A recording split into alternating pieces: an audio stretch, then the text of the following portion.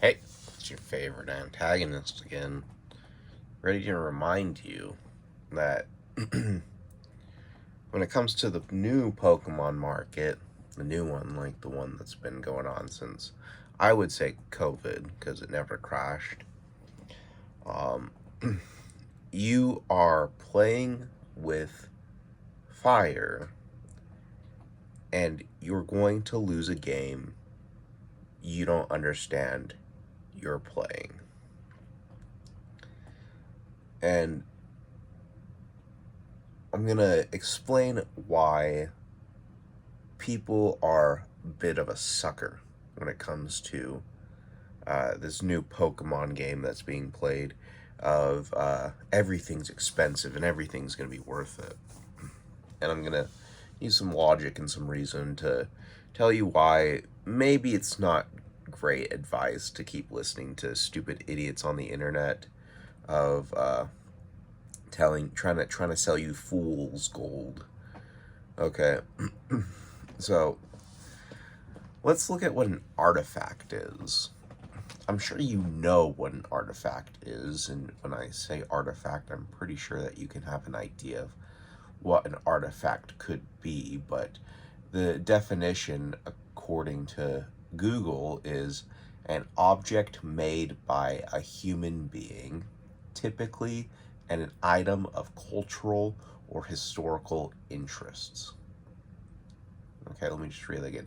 An object made by a human being, typically an item of cultural or historical interest. Okay, so that's very, very clear cut definition.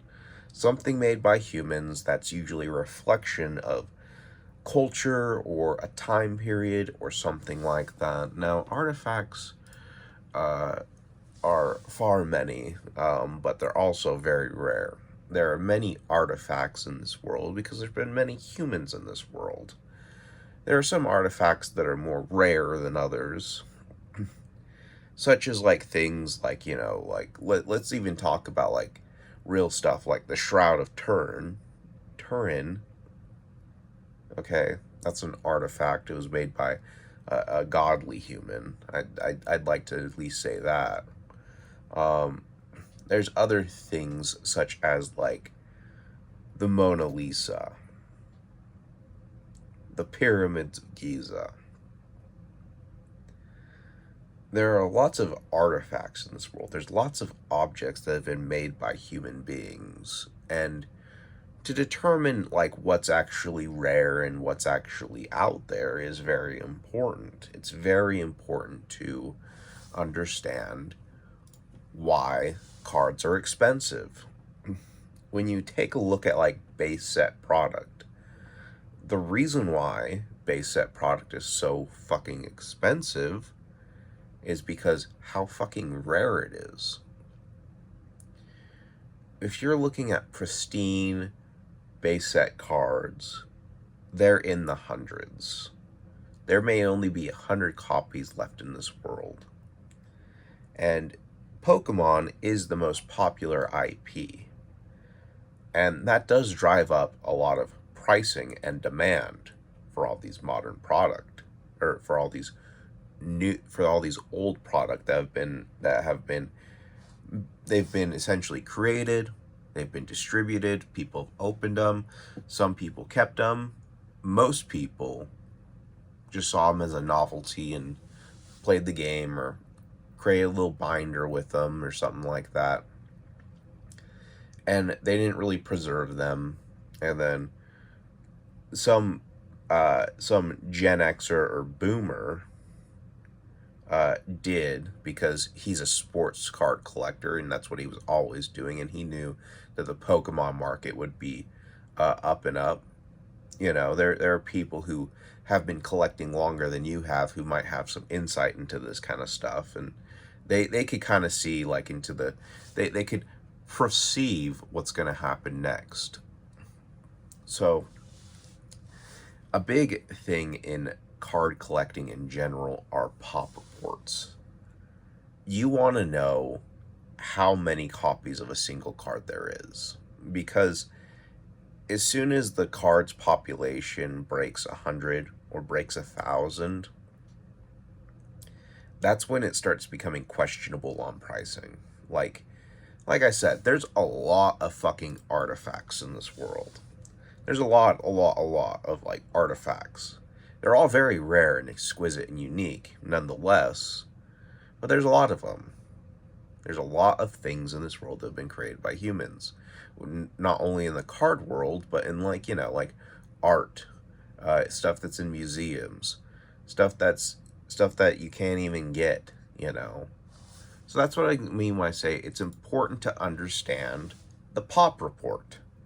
How many of these goddamn things are on the market? Another example of something that's a bit of more of a modern artifact is like a Babe Ruth signed baseball. A baseball was created by a man. The signature was created by a man. The culture is baseball. This is a modern day artifact. And there are not a lot of Babe Ruth baseballs out there. It was always an allure and a legend. If you ever even seen The Sandlot, you know what I mean? The Sandlot's whole story is around the goddamn Babe Ruth baseball because Babe Ruth was a legend. Okay? And to have a signed baseball by him is just amazing because it's a historical piece. He's dead. He can't sign any more baseballs.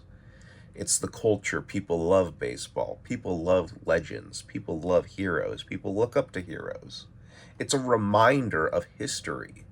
Owning this is something to consider. For me, for anyone, because people really want it. And when you're thinking about the modern market, you need to look at the pop reports. You need to see how much is out there. Because there is so much already graded that it's like already the spell of uniqueness and the spell of rarity and long-term rarity of like something like a Babe Ruth baseball or something like that has already been broken. People hacked the system to make quick money, and it really destroyed what in essence could be organic growth and organic like RNG, all for the pursuit of profit. And it did destroy it. And people are, I've seen it before. Like, people who have talk about the market all day, they sit in a room full of Pokemon cards, and you look at all the stock they have that they're showing off. It's stuff that's from the last 5 years. So if we look at like the cards from the last 5 years, they're all well preserved and graded in plastic. They're not really going anywhere. People aren't going to be cracking up their plastic to rip their cards in half to try and lower the population, try and make the product more rare. They're not going to do that. And as people keep wanting product, there's going to be tons and tons of stock of it.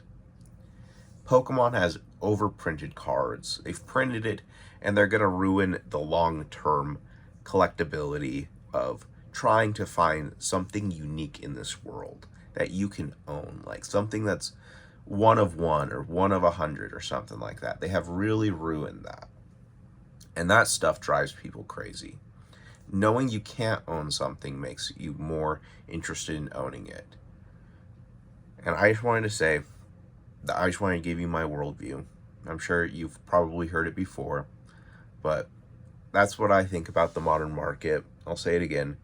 You are playing a game you don't fucking understand. You are playing with fire when you take $500, $1,000, $2,000 and buy a card that has a population of 5,000 copies, 10,000 copies. It's just not going to work out in the long run. You should reconsider what to put your money into. But not financial advice, just market talk.